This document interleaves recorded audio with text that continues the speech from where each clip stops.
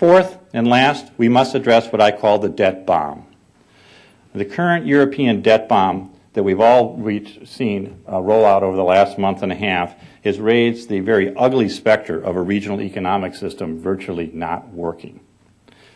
Years of deficit spending, accumulated debt, unfunded government promises have led to a dramatic and extremely volatile daily event here over the last several weeks, and we're seeing people demonstrating in the streets in several countries in Europe.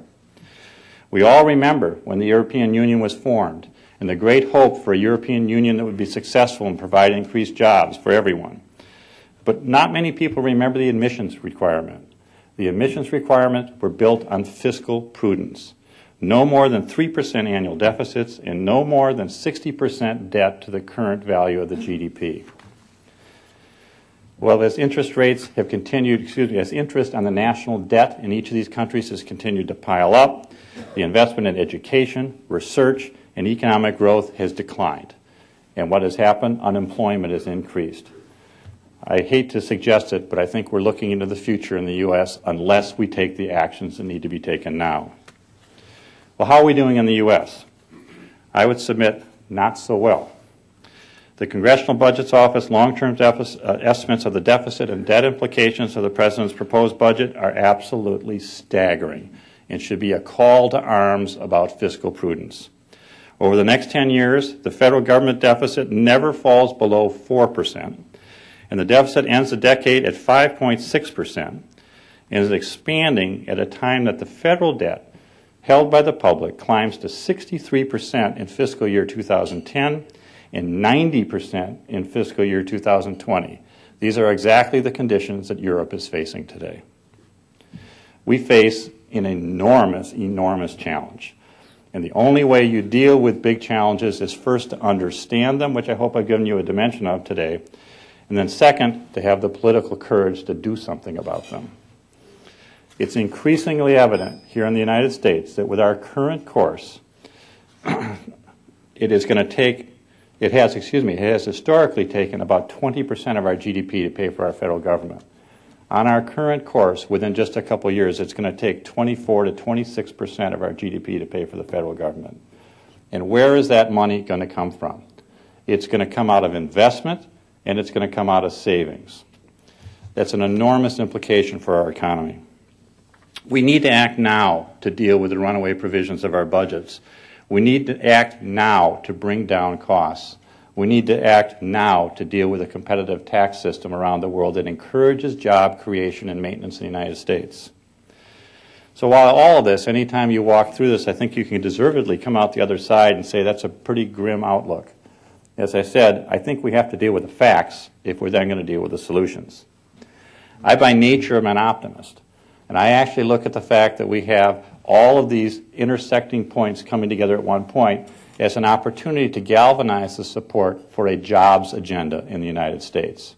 And it must be a jobs agenda. For everything we do must be oriented toward growing jobs to get America back to work. The current projections are that we'll still have almost a 9% unemployment rate at the end of 2011. This is in the third year following the stimulus bill. I would submit that's not adequate. We've got to get back to creating jobs. If that is job one, I believe we can do it in America. I believe we can do it in Ohio. I believe we can do it in our county, and I believe we can do it in our city. But we have to return to a singular focus as a jobs agenda. This isn't going to be easy work, but the rewards are enormous, and the penalties of not getting it right are just as steep. So as I mentioned, jobs, jobs, jobs have got to be our focus.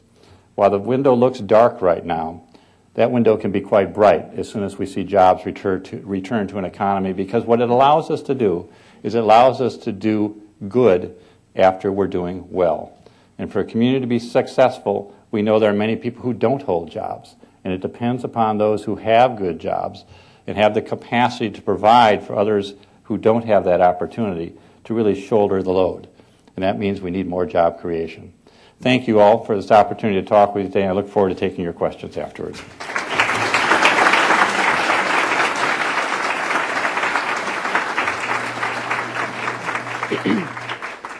Today at the City Club of Cleveland, we are listening to a Friday forum featuring Alexander Cutler, Chairman and CEO of Eaton Corporation. We will return to our speaker in a moment for our traditional City Club questions. We encourage you to formulate your questions now and remind you to keep them brief and to the point. We welcome you to the City Club Forum. We want to remind you that members and guests alike are welcome to attend the City Club Forums and hope everyone listening will join the City Club. Please visit our website to see a full schedule of our upcoming programs. Our greetings go to those present in this room, especially to those who are guests.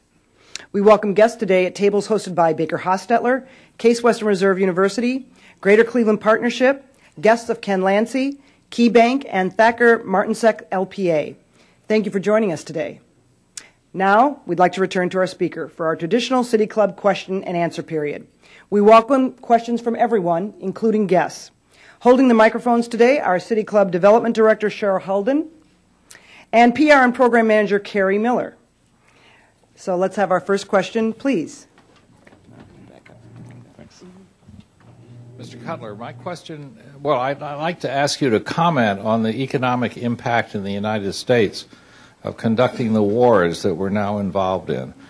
These war costs are sometimes in the budget and sometimes not in the budget, but in any event, there's a lot of money that goes down the drain. Yeah, I don't know that I'm your one to provide you foreign policy insights. It's a little bit outside of my area of expertise. But I would say if you actually look at the numbers in the budget versus what the budget has looked like over the last 25 years, the current level of expenditures is not that out of line. I'm not endorsing it one way or the other. But I said I think sometimes people don't actually study the facts to look at what the percentage elements of the budget are. The much tougher elements of the budget today are what's happened to Medicare, Medicaid, and Social Security as the three elements that have grown disproportionate to the base budget. And that's what has caused the biggest problem with the budget growing at a significant premium over GDP growth. Thank you, Mr. Cutler, for your comments. I grew up in a big city. From childhood all the way through college, well over a third of my friends or their parents were off the boat. We're a nation of immigrants. I don't understand, maybe you can help me understand why as a nation we seem to have this angst about our ability to compete in an international marketplace. No, I think one of the great strengths, and you mentioned an issue that I didn't mention today also, which pertains to immigration policy, because we've obviously seen some big changes in immigration policy, and the country doesn't grow fast enough in terms of our population growth to support many of the growth of the high-end jobs. And for years we've been very successful attracting very talented people from around the world. Kind of a different subject. Let me come back to the middle of your issue, though, is that our difficulty with dealing out of, as any developed economy in the underdeveloped economies of the world, is that we're coming from inherently a mature economy where lifestyles have increased to a higher degree than you're going to find in those economies. As a result, your overall structural costs are higher. So what you have to do in a developed nation in the world is you've got to have better infrastructure, you've got to have better education, you've got to have better transportation, and those are the ways you deal with some of those cost pressures. And then you have to have an international tax regime which allows you to compete with the other developed nations of the world that are trying to compete into those same areas. That last area is an area where we have separated markedly over the last 10 to 15 years, when you've seen other countries of the world recognize that that's where the action is, and they are proactively, with government policy, trying to drive at those jobs. That's not what we've done in the U.S., and I'd say that's one of your biggest elements today.